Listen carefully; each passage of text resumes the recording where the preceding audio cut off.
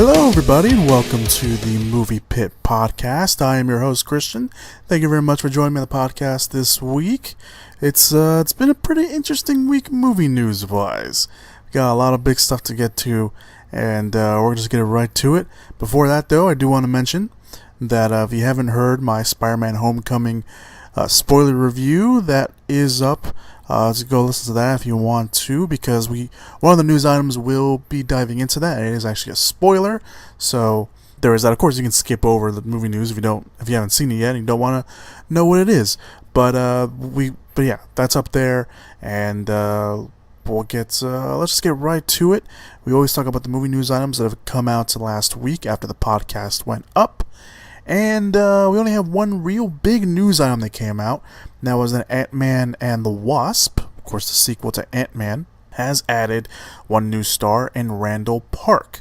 The cast of Peyton Reed's Ant-Man and the Wasp has added Randall Park from ABC's Fresh Off the Boat. Park will play a S.H.I.E.L.D. agent in the movie called Jimmy Woo. Yes, his name is Jimmy Woo. He actually is a comic book character that was already a government agent.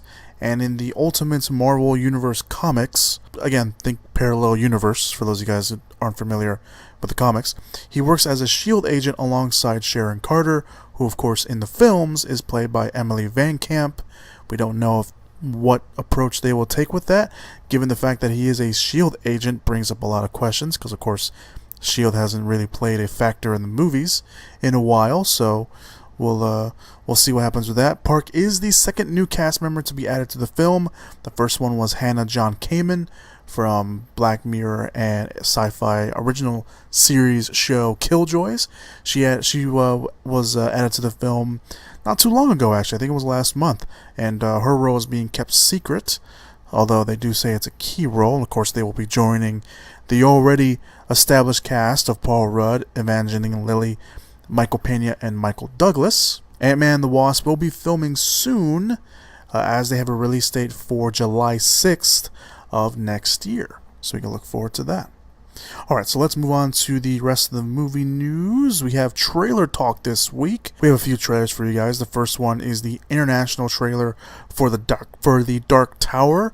I usually don't mention international trailers here on the podcast too much, mainly because they're usually just sometimes have extended scenes from the trailers here in the States, or sometimes they have, or sometimes they're not just, I don't know, for me, it feels like they're not as, I don't want to say as good, but I don't know, there's something about the international trailers.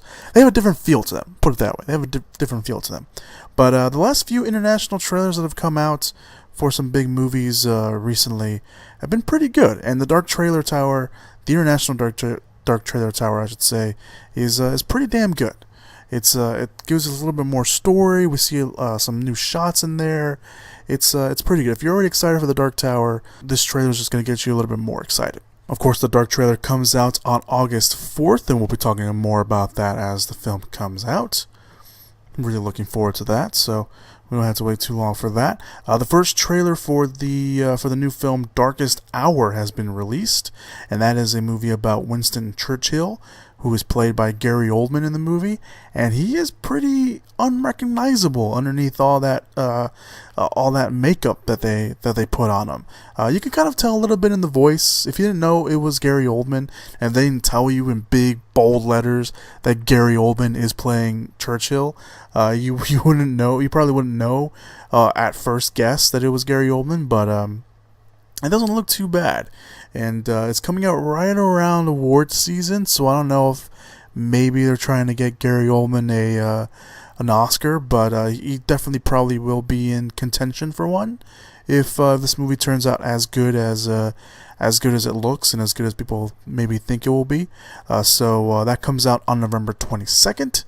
And another new trailer dropped for American Assassin. That is the film with Dylan O'Brien and Michael Keaton.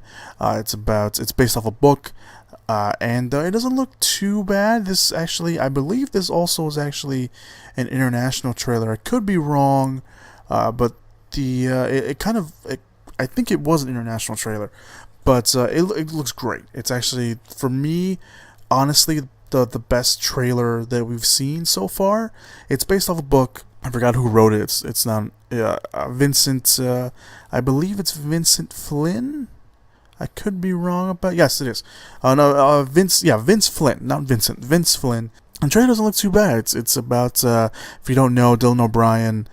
His wife gets killed on a beach, and he goes on, of course, a rampage and revenge till the CIA find him, and they bring him in for this new black operation led by Michael Keaton's character, and I'm trying to track down who's killing civilians or who's targeting civilians and military places and people throughout the world. So it doesn't look too bad. It looks like a pretty good, solid action thriller, and I hope that it is as good as this trailer leads it to believe.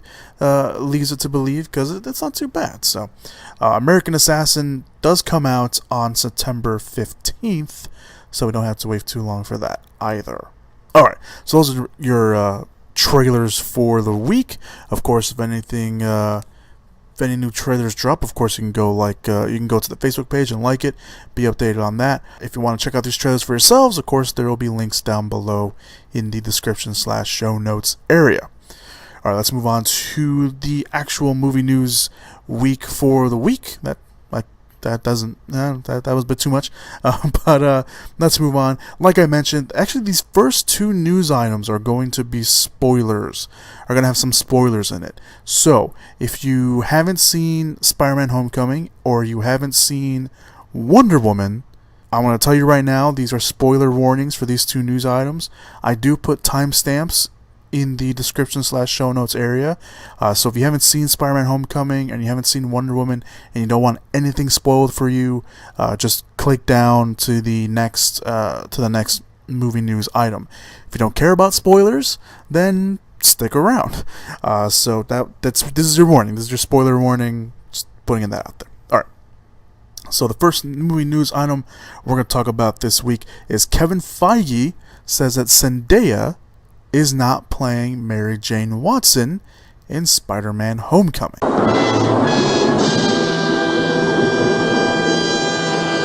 That's right. Marvel Studios head Kevin Feige said that despite all the rumors and speculation and hate and reveal at the end of the film, and whatever else you want to add to that, Zendaya is not the fan favorite character and Peter Parker's main love interest, Mary Jane Watson. Now, if you remember, at the end of Spider-Man Homecoming, Zendaya, whose character's name is Michelle throughout the whole film, said that her friends call her MJ. Now, of course, fans took that, even me, being as finally the reveal being that Zendaya was Mary Jane Watson that we said all along. However, like I said, Kevin Feige came out and said, nope, that's not the case. Speaking with Den of Geek first, he said, quote, "In setting up, this will be a very different thing. She's not Mary Jane Watson. That's not who the character is, but giving her the initials that remind you of the dynamic certainly is intriguing about what could go forward." And I'm pretty sure I messed up retyping that quote, but basically saying that is not the case. However, he doubled down on those comments, speaking with IGN, saying that the MJ line was not meant to be a big reveal, saying, quote, "We never looked at it as a big reveal necessarily, but more of a just fun homage to the past adventures and his past love. She's not Mary Jane Watson. She never was Mary Jane Watson. She was always this high school character, she was always this new high school character, Michelle, who we knew there was an M in Michelle and there's an M in Mary. So we're so clever and we thought, wouldn't it be neat if her initials were MJ? And then I think it leaked that she could be playing MJ, and it became a whole headache for Zendaya to have to navigate. It was a very big, oh my god, it's a big reveal. There are big reveals in this movie. That is not one of them." So, and then he went on to tease a little bit of saying what could come. If she's not Mary Jane Watson, is she going to date Peter? Are they going to fall in love? And all this other stuff. So, first of all, of course they know what's going to happen because, they plan this stuff out. So, whatever. But the idea that Michelle is not Mary Jane Watson does seem a little odd and honestly a little dumb and trolly for Marvel and Sony. Because if she's not Mary Jane Watson, then why bother giving her the initials MJ at the very end of the movie? Why bother bringing it up at all? If she's not the character, then just call her something else. Don't say, oh, hey, my name, my friends call me MJ. Because if she's not playing Mary Jane Watson, but she already has the initials MJ, if you ever do bring in Mary Jane Watson, then what are you going to do? Are you going to have two characters called MJ? Because that doesn't make any sense. And honestly, that would probably piss a lot of fans off. And probably reading this, many fans were probably pissed off, except probably the racist people who didn't want Zendaya playing Mary Jane Watson because she was a person of color. And you can say all you want that you're not racist, but we all know that's why you didn't want her playing Mary Jane Watson. Anyway, moving right past the racism, which we should never do. But in the case of this, because I don't want this podcast to be too long, I will say that it just seems dumb. It just seems like, why?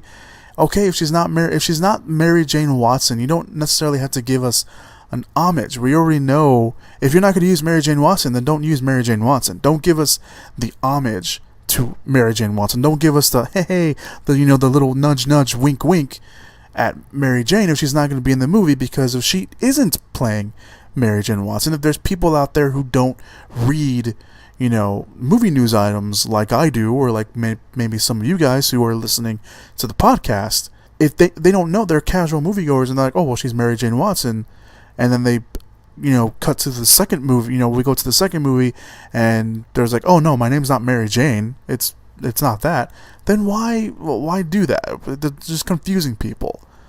I don't know, it just seems dumb to me, like they would go that far and be like, oh, well, we're so clever. I didn't like that line. It's like, oh, we're so clever, let's just call her MJ. No, that's just dumb. I don't like that. And listen, there's, I'm not saying that there has to be a Mary Jane Watson in this new Spider-Man. I'm just saying I don't like him coming out and saying, oh, hey, this is she isn't Mary Jane Watson, despite giving her the initials Mary Jane. I don't know, is that nitpicky? It might be a little bit nitpicky, but that's just me. What do you guys think? Well, more importantly, what do you guys think? So I don't know, that's just that. All right, so let's move on to the second spoiler news item of the podcast. The reason why I'm getting these out is because it's a spoiler and you guys can skip over these, or I already gave you guys spoiler warning, so there's that. So potential Wonder Woman 2 details have been released, and it gave away when it's going to be set and who is returning. Now this one is going to really make some people's heads spin. So for the moment, all this should be taken as a huge grain of salt. It should be noted that none of this has been confirmed by Warner Brothers or anyone else close to the production, so take that into account. However, if it does turn out to be true, it could be interesting, especially the second part of this rumor. But again, just rumors. This comes from Screen Rant, and according to them, they say the sequel will take place in the past, like the first movie, and it will be set during the 1980s. This time, it will have Diana going up against the Soviet Union during the closing days of the Cold War. And the production team is set to return from the first film, and they confirm, again, this being a rumor, so take that confirm as a quote, or in quotation marks, that Jeff Johns is developing the script with director Patty Jenkins, something he has admitted and something she has admitted. And it seems like within this little news report, they also think that Patty Jenkins will return, although she is still in negotiations, at least from the last time that we saw, or that we heard from. So there is that. Just pointing that out there. Now here's the big spoiler warning, which is the reason why I put it up. The next part of the story, and this is the part of the story where, again, I say it's interesting, and depending on how, this is really going to see how people's interest goes and how they react to this. Screen Rant says that Chris Pine and Steve Trevor will return to help Diana. Somehow. Say what? Obviously, if you didn't watch the first movie, Steve Trevor sacrifices himself, although some fans, since that movie has come out, and even when the movie came out, said that since we don't actually see him die, that maybe Steve somehow found a way to blow up the plane with, of course, Dr. Poison's deadly gas, without having to actually die himself. Which, yes, I see your point, but at the same time, it raises questions. How did Steve survive? Why wouldn't he tell anyone, especially Diana, the woman he loves, that he was still alive?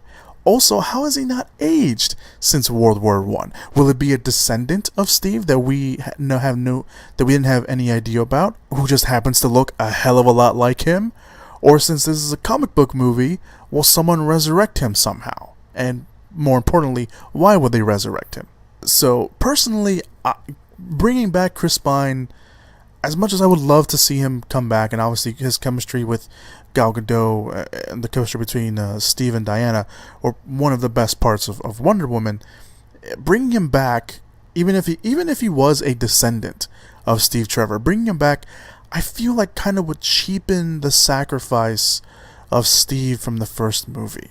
And let's face it, the fact that Steve dies is a bit shocking. I don't think most people were ready for that. And personally, I had an inkling that maybe they were gonna kill him off, but at the same time, I was like, maybe they'll keep him alive so he can somehow be involved in the future or whatever. But bringing him back, I think would cheapen the effect.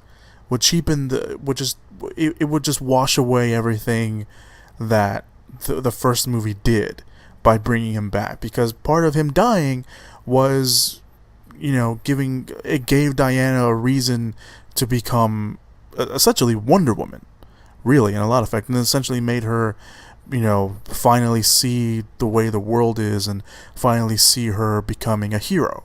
So bringing him back would be, I don't know, I love Chris Pine, but I don't know, maybe bring him back in flashbacks or stuff like that, or maybe, there will be maybe she'll have visions of him, or maybe something will happen and maybe she'll see a future that could have been, and where he's there. I don't know. That I would accept, but him coming back, even as a descendant of Steve Trevor, would be, I don't know. I don't think I would like that. That's just me. So the report says that Pine does have a 3-picture deal, but again, we'll see what that happens. And again, it's coming from Screen Rant.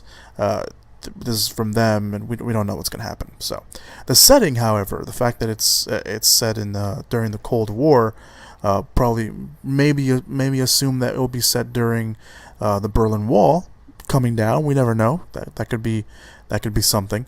It could be really cool, but it kind of goes a little bit of what Patty Jenkins had said. She had said that she wanted the sequel to take place during the 30s and have it set in America. Obviously, that's a very different thing. I'm not saying that maybe she made a compromise with Jeff Johns, having the movie set during the Cold War, and maybe we'll get flashbacks to the 30s. Who knows? We'll obviously, things have changed and time can change, but everything's still very early in development, so we'll have to be a little bit on the lookout for that. There's no official word that Wonder Woman has even been greenlit. The fact that Jeff Johns and Patty Jenkins are working on a script doesn't really mean anything, because Warner Brothers has not greenlit a Wonder Woman sequel just yet. So technically, yes, it'd be a cool idea, but at the same time, it's not officially going to happen just yet. So we'll have to wait and see what comes from all that. Alright, so let's move on to the next news item, which is not spoiler. So for all of you who jumped past the spoiler news items, hello, welcome back. Let's get to the movie news. The rest of the movie news, I should say. So Moonlight director finds his next movie. Barry Jenkins, no relations to Patty Jenkins, who we just talked about, but Barry Jenkins, who directed Moonlight, the great Moonlight. If you haven't seen Moonlight yet, do yourself a favor and try to go. I don't think it's on DVD, is it? Not yet, but if you get a chance to watch Moonlight, you should. He has found his next project, and it is an adaptation of the book by James Baldwin called If Beale Street Could Talk. The story follows Tish, a newly engaged Harlem woman who races against the clock to prove her lover's innocence while carrying their firstborn child. And according to reports, Jenkins have been wanting to make the film and has been wanting to make the film for a while now. He even wrote the screenplay during the same summer he wrote Moonlight back in 2013, which is kind of cool. So Jenkins, also released a statement saying, quote, James Baldwin is a man of and ahead of his time. His interrogations of the American consciousness have remained relevant to this day. To translate the power of Tish and Fonny's, I believe that's a character from the book as well. Love to the screen in Baldwin's image is a dream I've long held dear. Working alongside the Baldwin estate, I am excited to finally make that dream come true. End quote. If Beale Street Could Talk, the adaptation is set to begin production sometime this year in October. However, of course, things can change, but since he already has a script written down, it looks like we'll probably be hearing a little bit more about this in the coming months. Clint Eastwood casts the real-life heroes as themselves in his next movie, the 1517 to Paris. This is a pretty interesting move. Clint Eastwood has hired Anthony Selder, Alec Scarlatos, I believe I'm pronouncing his last name wrong, and I'm a damn shame of myself for doing that, and Spencer Stone. They will play themselves in the film The 1517 to Paris, which is, again, very interesting because they're playing themselves, essentially. So, if you don't know anything, I believe this happened last year. The movie The 1517 to Paris is about the three of them who stopped a terrorist on a train bound to Paris. And apparently the move to cast the three of them was a last-minute move. The studio and Eastwood were set to hire certain actors. They weren't named in the report, at least the report that I saw. But Eastwood finally decided, you know what? We're going to cast them to play themselves in the movie, which I think is pretty cool. Now, sources say the three will have good-sized roles, but the film itself is expected to begin during their childhood and show their friendship leading up to the moment that changed their lives. So they won't have lead roles in the film, probably until the very end when all this happens, since the actual event of them stopping the terrorist apparently lasted only a few minutes. So obviously you can't make a whole movie based off something a few minutes. He'll probably take the approach he did with Sully. Now, of course, he directed Sully, and of course that movie, the event itself of Sully took only a few minutes as well, or more than a few minutes, I should say. But they made a whole feature-length movie about it, and of course a little bit of what happened afterwards. So that's probably what Eastwood is going to do here with this one as well. The film does have a cast already. A lot of them are unknown names at the moment, but he does have a few big names in the movie, like Jenna Fisher, Judy Greer, Tony Hale, and Thomas Lennon. There is currently no production date, at least from, again, the report that I saw, but this is expected to be Eastwood's next film, and since he's already wrapping up the cast, I can assume they're probably going to maybe start filming soon, if that is the case. I think this is pretty cool. It's kind of he casted the people that actually stopped the attack, and that's, I don't know, it's interesting. It is. So these guys of course are real life heroes, and if you don't know anything about this particular event, you should go and look it up yourself. So moving on to the next news item, Blake Lively joins the spy thriller The Rhythm Section by the James Bond producers. Now, Blake Lively seems to be making a move back to the big screen. Of course, The Shallows that came out last year, which is very good, underrated. If you haven't seen The Shallows, I highly recommend you do. But she has signed on to the spy thriller The Rhythm Section. The film is being produced by the producers of the James Bond franchise, at least the ones that have been producing the last 8 James Bond movies, and Michael G. Wilson and Barbara Broccoli. The film is a contemporary adaptation of the first book in Mark Burnell's 4-novel series. The story follows Stephanie Patrick, who after the death of her family in an airplane crash on a flight that she was meant to be on, discovers the crash was not an accident. She then seeks to uncover the truth by adapting the identity of an assassin to track down those responsible. Production on the Rhythm Section aims to begin later this year and will be directed by Reed Morano, who directed the hit Hulu series The Handmaid's Tale, which everyone is of course going crazy about. I personally haven't seen it yet. I do plan on watching it sometime in the future, but I haven't watched it just yet. But I know I know that got rave reviews and everything. She will be directing this film as well. So there you go. Lily James joins the Mamma Mia sequel, Mamma Mia, Here We Go Again. Lily James can currently, of course, be seen in the big screen in Edgar Wright's Baby Driver. If you haven't seen Baby Driver yet, I highly recommend you do. She is now signed on to another big project, and again, the sequel to Mamma Mia. James will play the role of young Donna, so it looks like the film will be doing some flashbacks. Donna, by the way, is the character played by Meryl Streep, so that should be kind of interesting. And Meryl Streep will, of course, return to the film. The film is expected to bring back a lot of the cast members so far from the first movie, but the only names really confirmed so far, at least from what I've seen, are Amanda Seyfried, Meryl Streep, and Christine Baranski. I think that's how you say her last name. And those are the only ones confirmed that I've seen so far, but they are expected to bring back the rest of the cast, like Colin Firth and Pierce Brosnan, and a few others as well. Mamma Mia will open on the sequel. Mamma Mia, Here We Go Again will open on July 20th of next year. Filming is expected to begin sometime soon. The Transformers spin-off film Bumblebee rounds out its young cast. Now, while fans may be wary of future Transformers movies, like myself, and the fact that the movie is not a big hit at the box office, the first of many planned Transformers spin-offs probably have a little bit of an uphill battle. However, starting off with a Bumblebee movie could be a step in the right direction. That, of course, is what we're talking about, because the Bumblebee movie is currently eyeing 2 young up-and-coming actors, but it has rounded out its younger cast of unknowns. I'm not going to mention them because, like I just mentioned, they're a bunch of unknowns. Probably never seen them before. I've barely seen them before. But these 2 young ones that they're eyeing up, I will mention because, like I mentioned, they were the kind of the bigger news item-y ones. At least for this.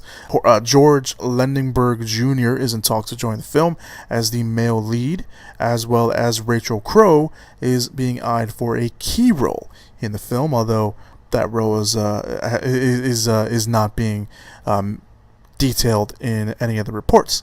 Now, Lendenberg Jr. can be seen in Spider-Man Homecoming. It's the only reason why I'm mentioning his name, really. He is one of the kids in the school news reports that are scattered throughout the movie. That's him.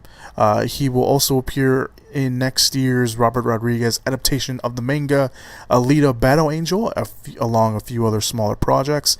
And Rachel Crow, can be seen. I believe this movie's already out, in the Netflix original film Deidre and Lanny Rob a Train. So, there you go. They will join Haley Steinfeld, who is signed on to play the female lead in the movie, by director Travis Knight, who will be making his live-action directorial debut. He previously directed Kubo and the Two Strings. That was his first directing job, but this, of course, will be his first live-action job. As for the film, plot details are being kept under wraps, but we do know that the film will be set during the 80s, making it a prequel and follow the adventures of Bumblebee before he meets Shia LaBeouf's character in the first Transformers movie. Since they've rounded out their cast, I'm pretty sure they're going to start filming soon, because they do have a release date of June 8th next year, so pretty sure we'll be hearing a lot more Bumblebee very, very soon.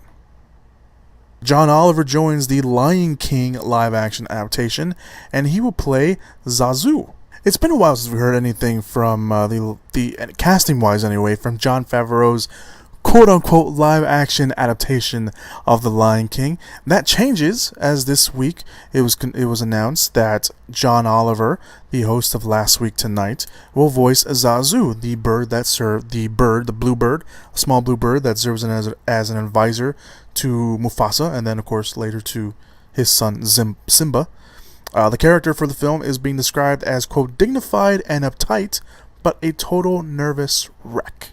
Oliver now joins the voice cast of Donald Glover, of course, voicing Simba, Seth Rogen, yes, that's Seth Rogen, voicing Pumbaa, Billy Eichner, I think that's how you say his last name, he's voicing Timon, and James Earl Jones, of course, reprising his role as Mufasa, because no one else, let's face it, can voice Mufasa, because it's Mufasa. The film will take the approach of Favreau's other earlier Disney hit that was a live-action movie, The Jungle Book, so it will be done in the same fashion.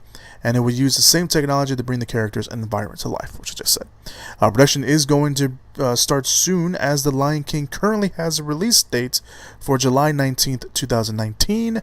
I believe they will start filming probably sometime late this year, or at least start pre-production like this year to get that moving from what I remember. So there you go.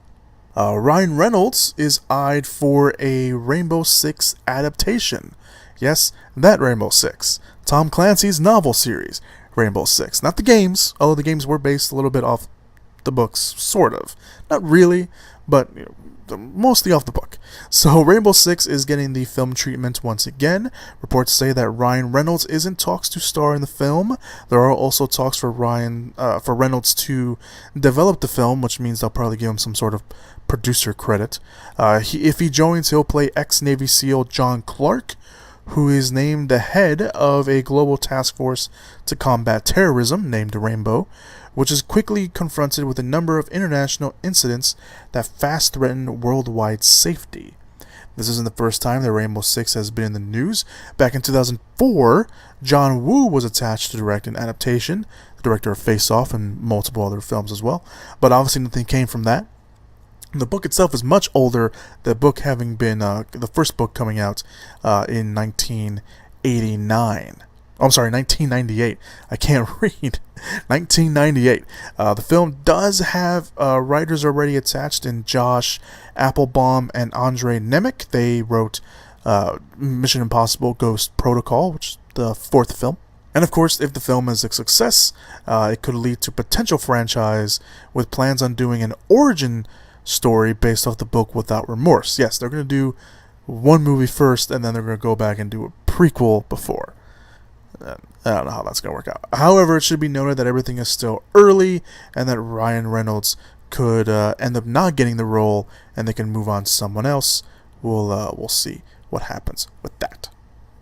We kind of jumped a little bit, try to put these together, but it didn't end up doing that. But Disney's live-action Aladdin is having troubles finding its lead. And it's been a while since we heard anything from Guy Ritchie's directed live-action adaptation of Aladdin. The last thing we heard was that Will Smith was in talks to play Genie, and of course there was that rumor that Tom Hardy was being courted by Ritchie to play the villain Jafar. Of course, that was just a rumor, it wasn't really being taken seriously, so there was that. Now, however, the Hollywood Reporter has a massive report saying the reason we haven't heard a lot of news is because they're having trouble finding their lead actors. So the outlet reports that after a massive search for their leads in London, Egypt, Abu Dhabi, and India, the studio has still not found its lead actors, more specifically, Aladdin himself. Now, filming was supposed to begin this month. It was actually, I believe, already supposed to start filming this week. But now, of course, that has been pushed back. And if you remember, when the project was announced, the idea was they would cast Aladdin and Jasmine as 20-somethings with a Middle Eastern or Indian descent with singing and dancing ability, since the film was going to keep its musical concept. Now, the outlet points out that they were looking at either Dave Patel or Riz Ahmed from Rogue One for Aladdin, and they were looking at an Indian actress named Tara Sutari, I think that's how you pronounce her name, and Naomi Scott, who played Kimberly, aka the Pink Ranger, in Power Rangers, since she does have a Indian background for the role of Jasmine. That's what they were looking for. However, they haven't locked any of them down because they need to run chemistry tests all over again. And the overall idea was that they were going to go with newcomers, but they don't know if that's still the case or not. The producers and Ritchie are going back to all the audition tapes that they have collected since March to find their leads because they want to get the casting right, which I applaud them for. Now, the Hollywood Reporter does also note that Will Smith is officially locked on to play Genie, and they are looking for a big name to play Jafar. The report does not mention the rumor of Tom Hardy being attached, although, again, that was a rumor and it wasn't coming from the most reliable places for movie news, so there is that. So, again, like I mentioned, I applaud Guy Ritchie and Disney for taking their time to find the right person to play Aladdin and, of course, eventually Jasmine. There's no reason to rush into production if you can't find the right people. Now, I know, of course, there's been, ever since this news came out, there's been a lot of people saying, oh, this person should play Aladdin, this person should play Aladdin. I know some people have thrown their names out there, but again, it all comes down to whether or not they're going to be right for the role. And again, I applaud Disney and I applaud the casting agents and directors and Guy Ritchie for saying, we're not going to rush this, we're not going to cast someone just because we need to start filming soon. We're going to find the right person. We're going to see if they have a good chemistry with whoever we hire to play Jasmine, and we'll go from there. And I like that they're doing that. I love that they're doing that. Again, I applaud them for doing that because this is something that I think more studios should take. But I applaud them for that. And of course, Aladdin does have a place in the Disney animated pantheon, or whatever other big word you want to use for that. But I applaud them for that, for taking a more slower and cautious approach. Now, filming is expected to begin in August, again, assuming they find their leads, but this at least gives them at least an extra few weeks to find their leads. So, good for them. So let's move on to the next news item. David Ayer has exited the Scarface remake. Now, the Scarface remake has, yes, lost another director in David Ayer. Universal Pictures has been working on a remake for Scarface for a while now. For a long time now. And they've gone through a few directors. The last director was Anton Fuqua, who was attached the longest. And now, of course, they lost David Ayer. However, the reasoning still looks to be a bit up in the air. The Hollywood Reporter reported that Ayer left because his take on the script was too dark for the studio, but Variety says that he left due to scheduling issues. Now, Ayer at this point has not yet commented on the issue, or at least I haven't seen him comment on the issue, so we'll leave it at that. Now, the departure and reasoning that Ayer left because his take was too dark doesn't really make a lot of sense for me, because Ayer is known as a director who goes into the more darker and grittier approach on films, whether he's writing them or directing them. You got Training Day, you have Fury, you have Harsh Times, you have Sabotage, which wasn't that great of a movie, but it went into a little bit more of the darker, grittier side of things. So you have those movies. The only one that actually sticks out is SWAT, but I'm pretty sure someone else came in and did some work on that as well, but whatever. But Scarface, and again, knowing all that, Scarface does lend itself on being a more darker, grittier movie. So I don't know what the studio really wants from the movie. I mean, you can't make a Scarface movie PG-13, although you can get away with a lot in a PG-13 movie, but for Scarface, if you're going to remake Scarface, you have to remake Scarface rated R. I'm not one of those guys like, oh, this movie has to be rated R, or this movie has to be, whatever. No, I'm not one of those guys. However, there are movies that lend itself to being better in certain ratings. And for me, Scarface does lend itself to being a rated R movie, given the source material and the movie we already had before. Well, the two movies we've already had before, because there have been two Scarface movies. So, yeah, the script being too dark, that doesn't really, I don't really see that, so I don't know what Universal wants from this.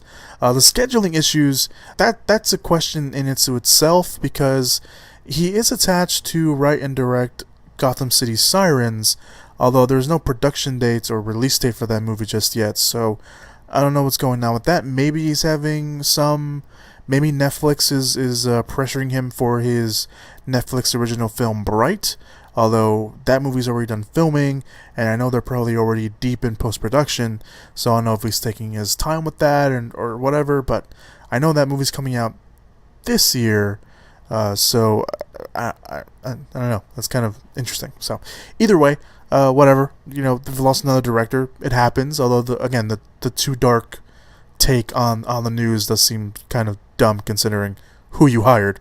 But Diego Luna is still attached to lead the film, which will move the action from Miami to Los Angeles, but still follow the same basic concept and story.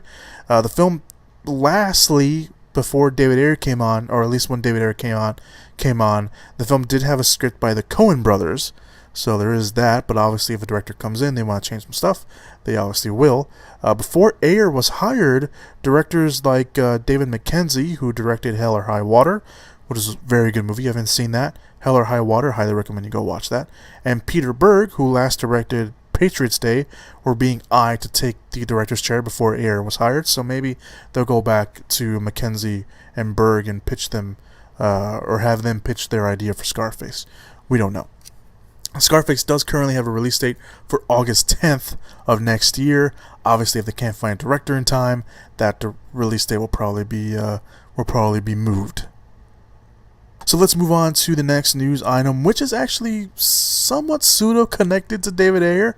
Jaime Collet-Serra is the frontrunner to direct Suicide Squad 2.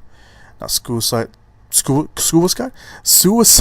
I don't know what I'm saying. Suicide Squad is back in the news, as Deadline broke the news that Jaime Collet-Serra is the frontrunner to direct Suicide Squad 2.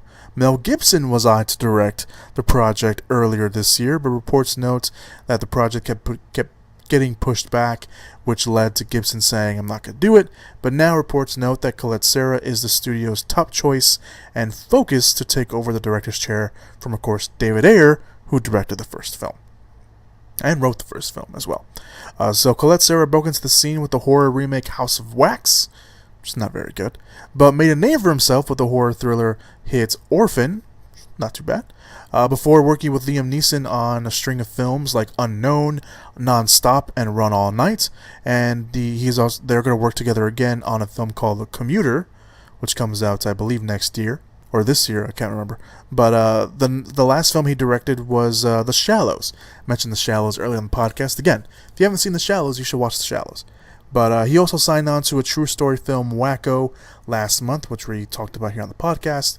But as for Suicide Squad 2, the sequel was talked about before the first film came out, and despite the lukewarm reception, to say the least, the studio was intent on keeping the sequel on their docket, and they even went insofar as to announce a spin-off with Margot Robbie's Harley Quinn called Gotham City Sirens, which we talked about, which David Ayer is attached to direct and write. And they talked about doing a solo Will Smith Deadshot movie, although that hasn't been confirmed and we haven't heard anything from that in a while. So I wasn't different to Suicide Squad. I didn't at the end of it, I didn't really like it. I thought I enjoyed it more than Batman v Superman, and I think I think Suicide Squad has more rewatchability to that. But that's not saying too much because I didn't really like Batman vs Superman. And at the end of the day, I didn't really like Suicide Squad that much either. However, I do like the choice of Jaime Collet-Serra. I think is a great choice. He's the movies he's done, House of Wax. Although I don't blame him for that because I'm pretty sure there was a lot of studio interference on that. Unknown, which was okay. Non-Stop was another okay. He does a lot of solid thrillers. Non-Stop, Run All Night. Run All Night was probably the better of the combination of him and Liam Neeson. And again, The Shallows, which he did, which was great. I was really surprised by The Shallows.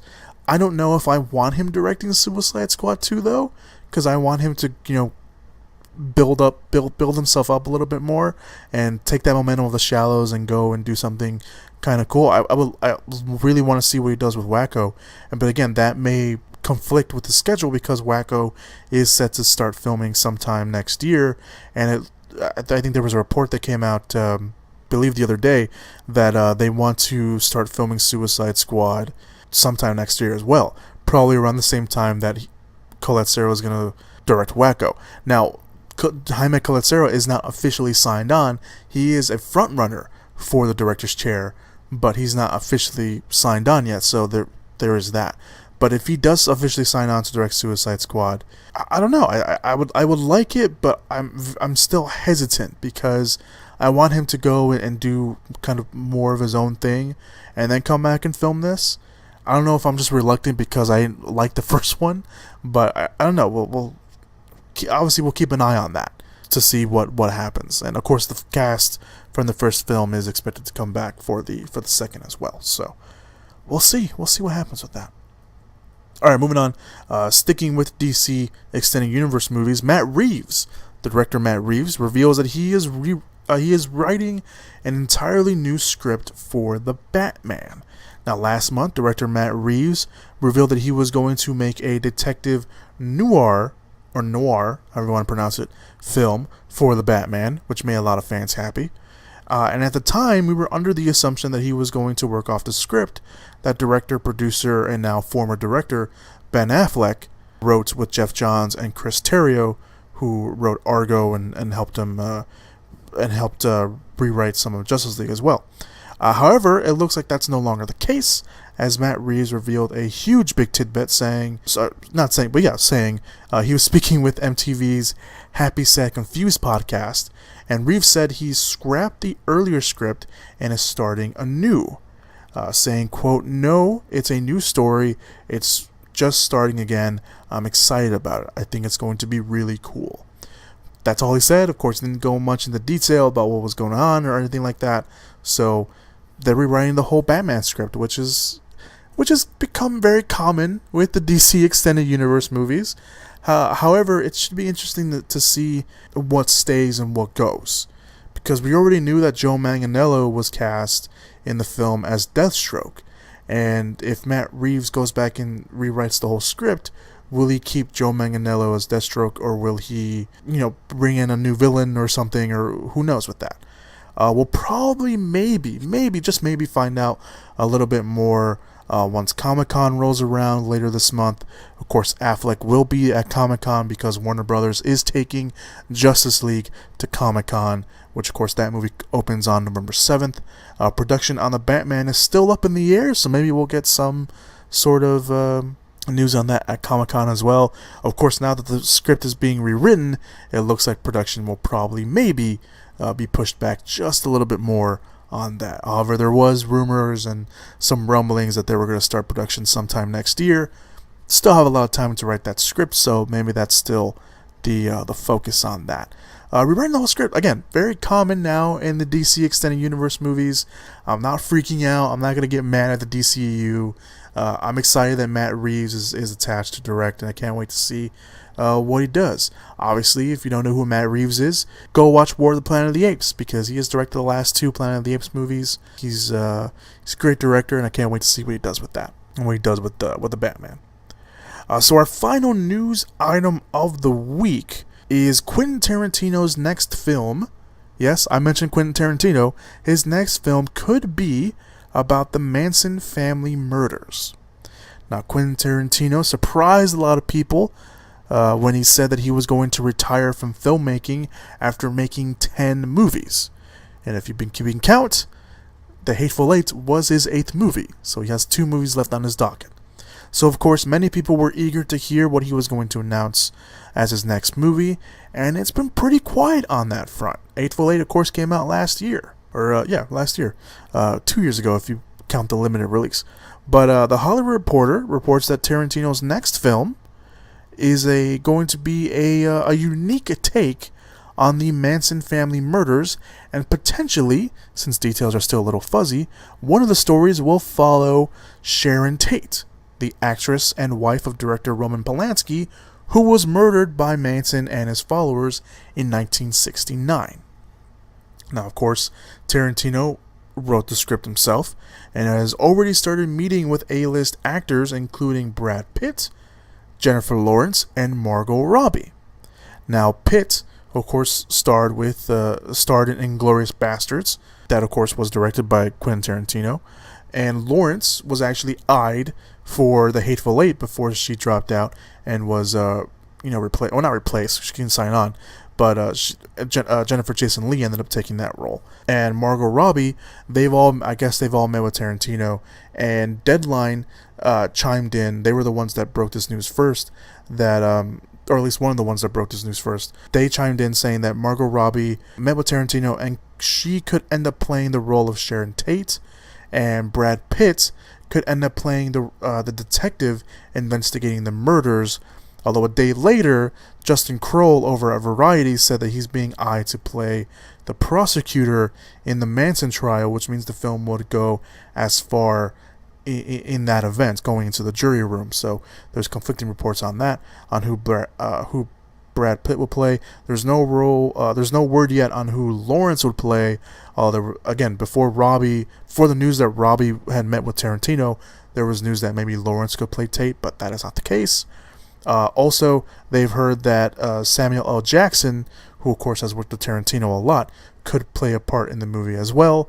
Again, this is it's all still in early development, so everything's still early, and everything should be taken a little bit as a grain of salt until we get some confirmed news on that front. Now, for those that don't know, Charles Manson, of course, ran a cult, and on August 8th, ordered a group of his followers to attack people in a house in the houses of Benedict Canyon, just part of Los Angeles, believing it was owned by a record producer who had earlier rejected Charles Manson, and over the course of several hours, four of them, using guns and knives, brutally killed Sharon Tate, who was 8 months pregnant at the time, and four other people in the house. And it was just a brutal thing, and of course, it struck the people at the time at that time very, very hard, because it was everyone knew who Charles Manson was, especially after that. But this is an intriguing move for Tarantino. One, because this would be his first film really based off a true story. Some people say that the Inglourious Basterds has some truth to it, but this is a full-blown true story. Even if he does his own, even if he takes his own liberties and has his own ideas and how stuff went down, this is really his first true story. He's used to making original films and stories and telling all that, so this raises a lot of questions of why he would go that route. But it does, raise some curiosity of why he would take that approach. Now, previously, Tarantino had teased that he would be making either another Western, or he would be doing a TV show, or he really teased for a while a Bonnie and Clyde style story set in Australia during the 30s. But that was all back then, and we don't know how they're gonna approach the story now. We don't know what they're gonna do now, so it's kind of interesting that he would want to take that approach. And the story of Sharon Tate is obviously a very tragic one, and I don't know how many people know about that story. I didn't know about the story. I knew that Charles Manson had sent his followers out to go kill people, but I didn't know that she was one of them. So we'll see what happens with that. So the plan is to start shooting the film sometime next year, and if this turns out to be true, we can be looking at Tarantino's 9th film, which of course leaves one more film left, and will probably be lead a lot of people to speculate what that could be. So there you go.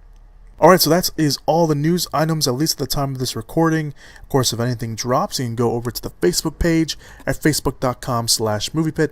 That's facebook.com/moviepit. There is a clickable link down in the description/show notes area if you want to go check that out. Give me a like over there. It really helps me out. Also gives you a preview, an early preview of what we're going to talk about on the podcast that week. I do go a little bit more into detail in the podcast, so there is that to look forward to. Also, while you're down there, you can go check out my WordPress account where I do non-spoiler written reviews for all the movies that are coming out. There'll be every once in a while there will be just a random blog post. Not random, it's gonna be movie related, but random blog post up there. Also, right down there, you can go follow me on Instagram and Twitter down below. My handles are down there as well. And if you're listening to this on YouTube or SoundCloud, I am also now, the podcast is now on iTunes. So there's a link down there. You can go subscribe on your iPhone. If you don't have an iPhone, obviously you can still use YouTube or SoundCloud. But yeah, I'm now on iTunes, so go subscribe over there. Leave me a review, leave me a rating, and if you do that, I will read your comment on the podcast, whether good or bad, because you never know. You never know. So yeah, go do all that, and yeah. So let's move on to this week's releases, shall we? Let's do that. So the limited releases, we have one limited release this week, which is Lady Macbeth, which has nothing to do with Shakespeare. It is based off a novel by Nikolai Leskov. Pretty sure I'm pronouncing that wrong. But it is set during the 19th century rural England, where a young bride who has been sold into marriage to a middle-aged man discovers an unstoppable desire with herself as she enters into an affair with a worker on her estate. I've seen the trailer once, and I saw it. I think I saw it last year, or at least earlier this year. And I don't know.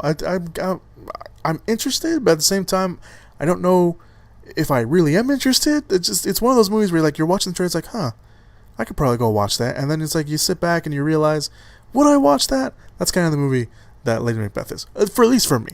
So I probably will end up going watch it, to be honest. So there's that. So let's move on to the expansion/wide release this week, The Big Sick. I mentioned a few weeks ago when it came out on limited release that this movie would be getting an expansion/wide release in the coming weeks, and that is the case this week.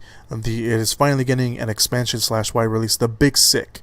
A couple deals with their cultural differences as the relationship grows. The film is written by the couple the film is about, Kumail Nanjiani and Emily V. Gordon. This is their real story, and Nanjiani appears in the film as himself, while Zoe Kazan will play Emily V. Gordon in the movie.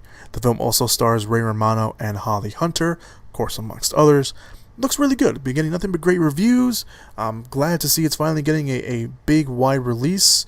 It's a nice. It looks like a nice date movie. So there you go, The Big Sick. So let's get on to the other wide releases this week. The first one is Wish Upon. A teenage girl discovers a box that carries magical powers and a deadly price for using them. The film stars Joey King, King Hong Lee, Sharon Purser, Cheryl Flynn, and Ryan Phillippe. When I first saw the trailer for this movie, I was like, this is alright. This probably seems like another dumb, fun horror movie. And then the trailers keep coming out, and they're still dumb, fun horror movies. It still looks like a dumb, fun horror movie. And then I realized, when I saw the trailer again for last time, I realized this movie is just, and this is something that was pointed out by my brother, this movie is basically just Wishmaster without the actual Wishmaster demon. Instead, it's a box, and it gives you more wishes. It's basically Wishmaster. Is what my brother said. And then I realized it, and I've seen a few of the Wishmasters. Oh my god, he's right. It's basically Wishmaster. I'm not saying the movie's not going to be any good. Maybe it won't be. Who knows? I'm still going to end up watching it because that's who I am. But I don't know. Well, hopefully at least be enjoyable. Alright, so Wish Upon. And of course, the big wide release this week is, of course, War for the Planet of the Apes. After the apes suffer unimaginable losses, Caesar wrestles with his darker instincts and begins his own mythic quest to avenge his kind. Of course, the film stars Andy Serkis, Woody Harrelson, Steve Zahn, Judy Greer, Terry Notary, and Amia Miller, and of course, amongst others, whether human or CGI or motion capture, not CGI. I guess they are CGI, but motion capture. This movie's been getting nothing but great reviews. I am totally behind this movie. I've been waiting for this movie to come out. Everything I've seen from the movie, from the trailers to the TV spots to the posters, they're all great, and I cannot wait to watch this movie. I was a huge fan of Rise of the Planet of the Apes. Dawn of the Planet of the Apes was really good. I felt like it was just a really... I feel like these movies aren't, big... they're big summer blockbusters, but at the same time, they're big character pieces. And I love that. I love that. And I love the character of Caesar. I love what Andy Serkis has done with him. And I just love what these movies have done so far. And I cannot wait for this movie any longer. I'm so pumped for this movie. I'm actually going to go watch it tonight. So I just can't wait for it. And of course, I will be spoiler reviewing this next week. So you can look forward to that as well. So there you go. Your wide releases this week: War for the Planet of the Apes, Wish Upon. Your other wide release, which is also an expansion, is The Big Sick. And your limited release is Lady Macbeth. Alright, let's move on to the box office predictions. Let's start wrapping up this podcast. My picks last week were wrong. However, I did get all the movies right. They were just in the wrong order. So my picks last week were Spider-Man Homecoming at number 1, Despicable Me 3 at number 2, Baby Driver at number 3, Transformers: The Last Night at number 4, and Wonder Woman at number 5. Last week's actual box office: Spider-Man: Homecoming at number 1, which earned a crap ton of money. No surprise. Despicable Me 3 at number 2. Baby Driver at number 3. Wonder Woman came in at number 4, and Transformers: The Last Night came in at number 5. So number 4, number 5. I even said on the podcast last week, the number 4 and number 5 were probably going to be flipped. Didn't lock it down though, so I got the box office wrong, which I'm okay with. So this week's picks is going to be interesting, and it's going to be a little hard, because on one hand you have Spider-Man: Homecoming, and on the other hand you have War of the Planet of the Apes. I don't know who's going to come on top. I honestly don't. Part of me wants to say Spider-Man: Homecoming, because you just have those people who are probably in doubt of it, and the fact that it was so good, and you probably have a lot of repeat viewers. However, War for the Planet of the Apes does have a huge following, especially with these last movies. So I don't know. I don't know what to pick. So I'm gonna go out of the way, and I am gonna say that War of the Planet of the Apes does take the top spot at the box office. I really hope it does. I just don't know. And this is a great thing. This is why I love this game. But yeah, War of the Planet of the Apes at number 1, Spider-Man: Homecoming at number 2. Although I would not be surprised if that is reversed, but that's what I'm going with. So War of the Planet of the Apes at number 1, Spider-Man: Homecoming at number 2, Despicable Me 3 at number 3, Baby Driver at number 4, and I think at number 5 it's going to be a battle between Wish Upon and The Big Sick. I don't know who will come on top.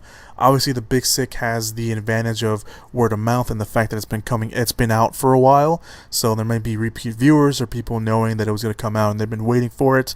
Wish Upon, it's a horror movie in the middle of the summer, and it looks like dumb fun. Who knows if people are going to go watch that, but there you go. So I think that Wish Upon and The Big Sick are going to battle it out for the number 5 position, while War of the Planet of the Apes and Spider-Man: Homecoming battle it out for the number 1, number 2. But I think Despicable Me 3 at number 3 and Baby Driver at number 4 are probably my safe bets. So that's I don't know, that's my opinion. So that's my box office picks. Or those are my box office picks. Can't speak English now. So there you go, guys. That is it. Thank you guys so much for listening to the podcast this week. Obviously, if anything big drops, obviously you can go to the... Obviously, how many times can I say obviously? Let's start a drinking game. No, don't do that. No, don't do that. Because there already is a drinking game of how many times I say goodbye in the podcast. So, but if anything big drops, you can go to the Facebook page. Again, the link is down below in the description /show notes area. While you're also down there, you can go check out the trailers, go check out all the other links to my Twitter, my Instagram, my WordPress account for my non-spoiler written reviews, and any other links that I find interesting to put down there. And yeah, that's it. Next week, on the beginning of the week, obviously, we'll be spoiler reviewing War for the Planet of the Apes. Maybe we'll also be spoiler reviewing Wish Upon. I don't know. We'll see. But War for the Planet of the Apes will definitely be getting spoiler reviewed next week at the beginning of the week, and also, of course, we'll return back for the end of the week for the weekly roundup of news podcast, where we'll talk about all the other movie news, the trailers, and then, of course, the movies that are coming out next week. So, yeah, that's all I got for you guys. That's it. That's all I got for you guys. Thank you guys so much for listening. Wherever you're listening to this, if you're listening to this on YouTube, if you're listening to this on SoundCloud, if you're listening to this on iTunes, subscribe, follow, heart, whatever. Let me know what you guys thought of the movie news items. Let me know what you guys think of the podcast. And I really want to hear from you guys. What was your favorite news item? What do you think is going to be the top movie of the week? What are you looking forward to this weekend? What are you watching? Let me know. I want to hear from you guys, because I want you guys more involved in this podcast. So thank you guys so much for listening to the podcast this week. Have a safe, fun weekend. And as always, go watch some movies. Whoop whoop! Yeah! Give it up! Movies!